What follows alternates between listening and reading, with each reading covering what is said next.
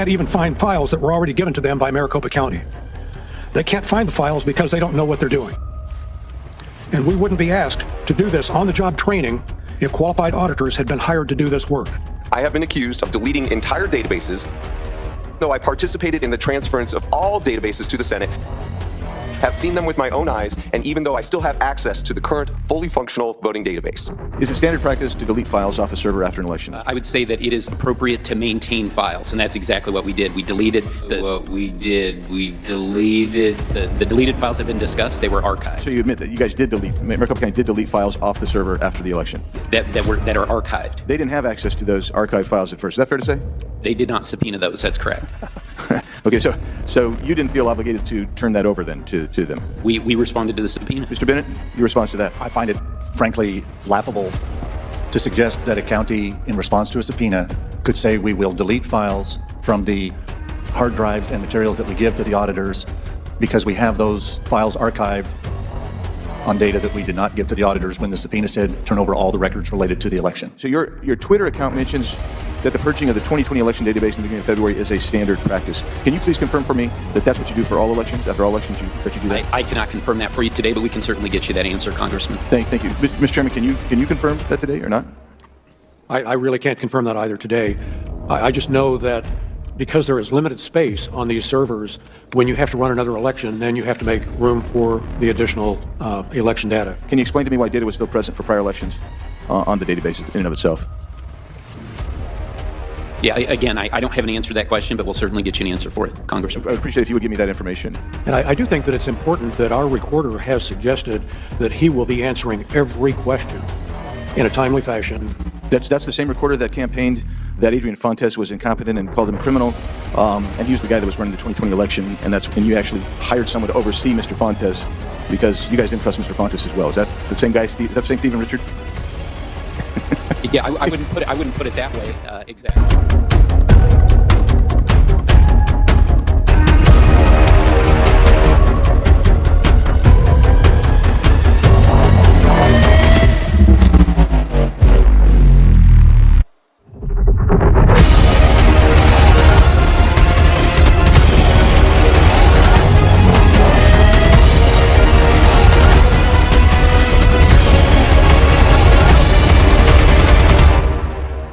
So you admit that you guys did delete, Maricopa County did delete files off the server after the election?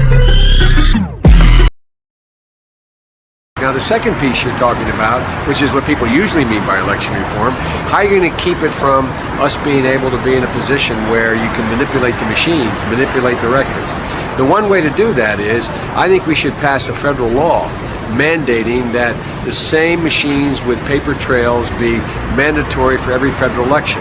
That will be a multi-billion-dollar bill for the states, because the states will have to make a choice then. They will have to make a choice whether or not they have two machines.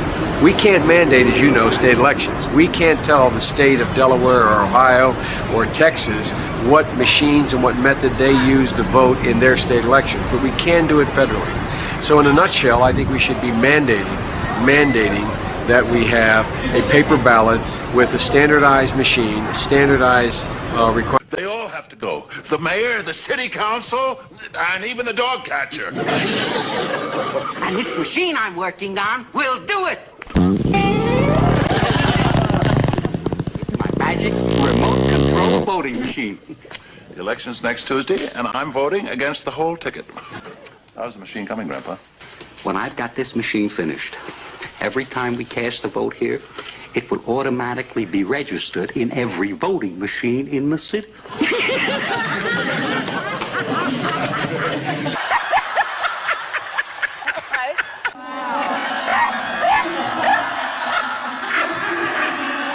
Why the hell would I take a test?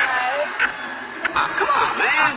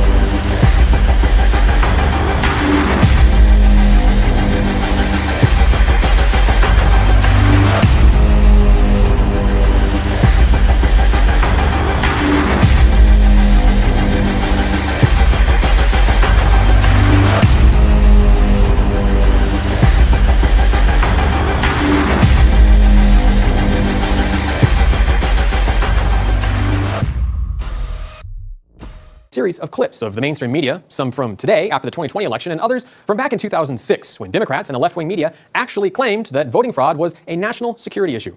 See for yourselves. Dominion has absolutely no corporate ties with George Soros or Venezuela. But that's not stopping Trump campaign attorney Sidney Powell from making a wild and totally unfounded claim that Dominion is somehow tied to Hugo Chavez. The U.S. company that makes the machines, Sequoia, was bought in 2005 by Smartmatic, a private company primarily owned by Venezuelan businessmen. It's an obvious play from, Dirty Politics 101. I mean, Hugo Chavez, really? That's what we're going to talk about? That's right. That was the most ridiculous thing. That we were in the realm of ridiculousness there. When Chicago had problems with the machines, a dozen Venezuelan employees were there to help with the election. Chicago officials are outraged. I think that American elections ought to be run by American companies and ought to be run by American citizens, not Venezuelan nationals. It's frankly just crazy stuff, tinfoil hat stuff. But the idea is that because of the software, somebody is able to go in and change the results. If somebody even wanted to do that, could they do that? You really can't miss it. The yellow button at the back of the Sequoia voting machine. Tens of thousands of machines used in 16 states and Washington, D.C. That button puts the machine in manual mode, so anyone can vote and repeatedly cast as many votes as they want. A company that has close ties with Venezuela and therefore China? False. Truth, facts, they don't seem to matter to Giuliani. Fewer than a dozen Smartmatic employees work in Florida. The majority of the workers are based in Venezuela. Watchdog groups question why U.S. voting machines would be under the control of citizens of another country, especially a country whose own election process is highly suspect. We believe this is a national security issue. There is no way that companies belonging to non-U.S. corporations should have access to our elections. When you hear the president, and I would put your politics completely out of this for a second, but I will bring it up in a moment for one reason. But poll workers in Michigan duplicating ballots, jumping in front to block results. What do you even say to that? I worry about the poll captains having access. They're temporary workers. In many cases, there aren't background checks done on them, and it's easy for them to go back there, make those changes, and vote repeatedly and not be noticed. We talk a lot about the hypocrisy of the mainstream media, how their story changes day to day depending on what narrative they're trying to sell. Sometimes they switch so fast you can't keep up, and then move on as quick as possible, hoping that no one will notice. Well, we notice. And when we do, we here at One America News like to share with you, the American people, what we found. Sometimes we have to work hard to bring you examples of the mainstream media's hypocrisy. And then there are those other times when they do all the work for you. What we're about to show you is an exclusive report by CNN from back in 2017, after President Trump was just elected. And you might notice back then they had quite a different take on voting fraud. Take a look. We're loving this one, but most people probably wouldn't. A room full of hackers, all trying to hack into voting machines. You can possibly make it accept a fake card or accept any card, so you could add your own votes. These are supposed to be the latest machines. They're still used in elections, and they're running ancient software. I think that, if somebody wanted to, it would be pretty easy to fake an election. Less than a couple hours with access, and they're already figuring out ways to break in and play pranks. But it gets more serious. So you could leave the security key into it and still inject. I feel like I'm the only one here that hasn't found a vulnerability. It's not what you think. They've all been invited here to demonstrate just how vulnerable the tech we rely on for our elections can be. The experiment is the brainchild of Jake Braun. He's a former security advisor for the Obama administration.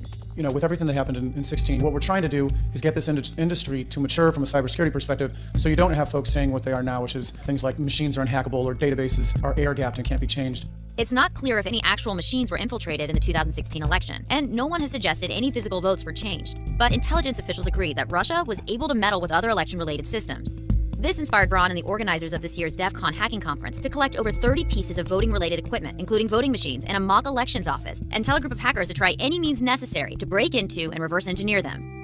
And it didn't take long. Several were compromised within the first hour and a half. So if you're a voter in America, we're likely hacking the machine that you vote on. There's a few dozen of these machines and also electronic poll books. In some states, people check in on an electronic device as opposed to a paper book. How you cast your vote varies from district to district. Some places use this machine, some places use that one. Some counties only vote on paper ballots, but almost all of these machines are still in use somewhere in the United States. Some of the hacks might not work if your district has updated the software on the machines, although many don't. We can go in and hack this lock within 10 seconds. You gain access to the operating system. We could actually remove this and clone this particular USB. We could go back and start looking at and reverse engineering what's on this image and determining the various ways that we can impact this particular operating system. People are going after machines. You guys, no one will believe you? If they see XP, they're very happy. Good Lord, did he just say good Lord? I like it. Hacking a voting machine is so easy, CN, and had kids do it. Braun, he is one of the men in charge of DEF CON's Election Village, and he's a former White House liaison to Homeland Security under President Obama. So, Jake, I understand you had children hacking into mock election board websites. Just how easy was it? What were they able to do? Well, first of all, thanks for having me, Anna. The first kid got in. It was an 11-year-old girl. She got in and took over the kind of mock Florida website in under 10 minutes. under 10 minutes and was able to change election results and change the winners and losers and all that stuff. By the end of the weekend, the kids were, changing people's names to like Bob the Builder and all that kind of stuff, coming up with some pretty creative things to do to mess with the election results. You're saying children were able to do this? Yeah, so unfortunately, it's so easy to do that we didn't put this particular challenge in the main room where the adult hackers are hacking into voting machines, because it's so easy to hack into these websites that they wouldn't find it interesting or fun or challenging. So we decided to give it to kids to do. And so we had about 50 kids doing it, and almost all of them were able to get in and change election results or something else on the page. DEF CON Voting Village is the only third-party independent assessment team of voting machines, as far as we know, in the entire world. So people come here to really kick the wheels, figure out exactly how these machines work, what the vulnerabilities are, so we can make more secure elections. Yeah, there's a million different ways to interact with this thing. Just kind of explore what's going on. It's printed. This is the AccuVote TSX. It's used in 18 different states, 8 of which are swing states.